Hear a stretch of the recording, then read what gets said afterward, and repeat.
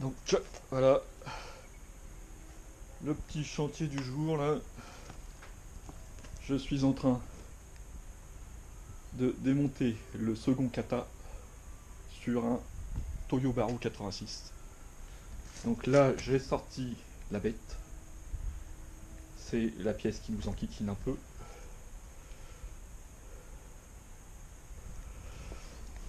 Alors comme vous pouvez le voir, cette pièce ça vaut une fortune.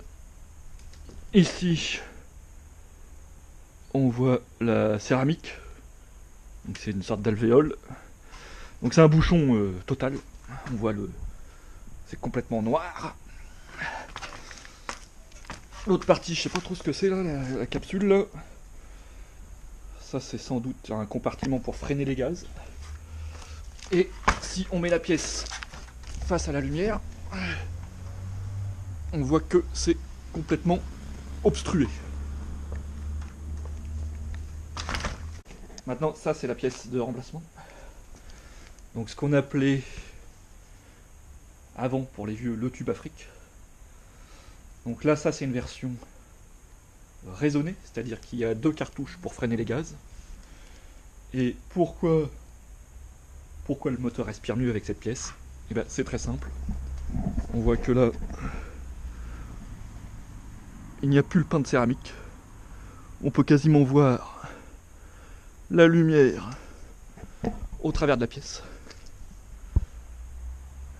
Et donc forcément, il y a un écoulement des gaz qui se fait beaucoup mieux. Ça y est, mon petit chantier il est fini. Donc j'ai monté le front pipe, c'est-à-dire la décata. Donc pour rappel, j'ai pris de l'HKS raisonné. Donc c'est une pièce que j'ai payée 330 € TTC sans les frais de port. Donc la seconde partie de l'échappement, ce qu'on appelle le catback.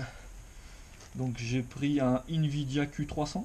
Donc c'est une pièce que j'ai eu la chance d'acheter d'occasion sur internet. Donc je l'ai payé 500 €.